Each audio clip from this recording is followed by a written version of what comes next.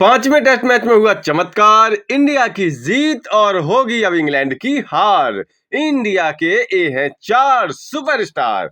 जी हां, पांचवा test match जिसकी पहली पारी में जब भारतीय बल्लेबाजों ने पूरी तरह से सरेंडर कर दिया था और ऐसा लग रहा था कि भारतीय टीम इस मैच को शायद चौथे दिन बड़ी आसानी से गंवा देगी, लेकिन ऐसा कुछ नहीं हुआ। जसप्रीत बुमराह की अनुपस्थिति में पता नहीं मोहम्मद सिराज को क्या हो जाता है, वो एकदम से कातलाना हो जाते हैं और इस मैच में अभी हमें वही सब देखने को मिला। भारतीय पेसर्स बैटरी ने इस तरह का प्रदर्शन किया जिसकी किसी ने कल्पना भी नहीं की थी।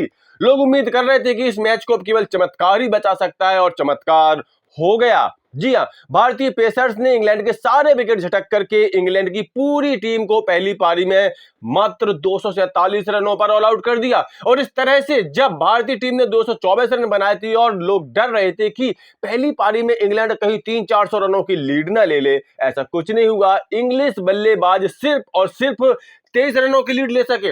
और इसके बाद जब भारतीय बल्लेबाज दूसरी पारी में बल्लेबाजी करने के लिए आए तो यशस्वी जायसवाल के तेज तर्रार तूफान के आगे 23 रनों की यह अंग्रेजी लीड कब खत्म हो गई पता ही नहीं चला।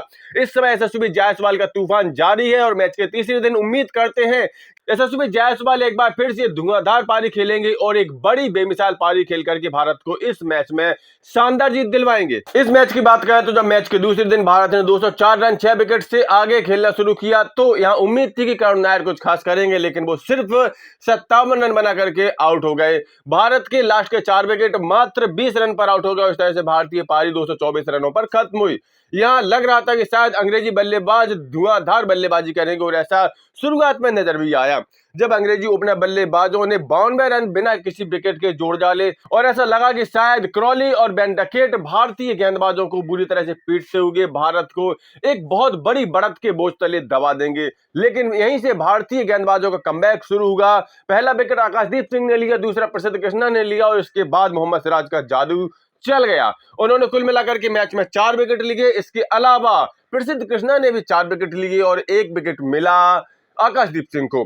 हालांकि 1 विकेट क्रिस वोक्स चोट की वजह से बल्लेबाजी करने के लिए नहीं उतरे, जिसकी वजह से भारतीय गेंदबाजों को सिर्फ 9 विकेट ही आउट करने पड़े और अंग्रेजी पारी का कुल मिलाकर के 247 रनों पर अंत हो गया। इस तरह से अंग्रेजों ने पहली पारी में प्राप्त की कुल मिलाकर के 23 रनों की बढ़त और जब भारतीय बल्लेबाज बल्लेबाजी के लिए आए तो इस बढ़त को जल्दी ही उन्होंने खत्म कर दिया। और इस तरह से मैच का दूसरे दिन का खेल खत्म होने तक भारतीय टीम ने 75 रन बना लिए थे, अंग्रेजों की 23 रनों की बढ़त खत्म कर दी थी और 52 रनों की लीड ले ली थी। लेकिन इस दौरान भारतीय टीम ने 2 विकेट भी गंवा दिए थे। अनुभवी केएल राहुल और साई सुदर्शन के विकेट भारतीय टीम गंवा चुकी थी। नाइट वॉचमैन के रूप में आए आकाशदीप सिंह यशस्वी जायसवाल का साथ दे रहे थे। यशस्वी जायसवाल ने 49 गेंदों में तेज तर्रार 51 रन बना डाले और अब उम्मीद करेंगे कि वो मैच के तीसरे दिन धुआंधार पारी खेलेंगे। अगर भारतीय टीम को यह मैच जीतना है तो यह एक बात समझ लेनी चाहिए कि तीसरे दिन पूरा दिन भारतीय बल्लेबाजों को बल्लेबाजी करनी पड़ेगी। अगर भारतीय बल्लेबाज तीसरे दिन बल्लेबाजी करते हैं और थोड़ी बहुत चौथे दिन भी बल्लेबाजी करते हैं तभी जाकर के एक विशाल का लक्ष्य अंग्रेजों को दिया जा सकता है। लेकिन अगर भारतीय बल्लेबाज सोच रहे होंगे कि 300-350 रनों का लक्ष्य अगर वो अंग्रेजों को देंगे और उससे जीत जाएंगे, ऐसा नहीं होने वाला है, क्योंकि इसी सीरीज में हम देख चुके हैं लगभग 450 रनों का टारगेट भी अंग्रेजी बल्लेबाजों ने बड़ी आसानी से अचीव कर लिया था। तो ऐसे में अब हमें यह देखना दिलचस्प है कि भारतीय बल्लेबाज मैच के तीसरे दिन किस तरह की बल्लेबाजी करते हैं।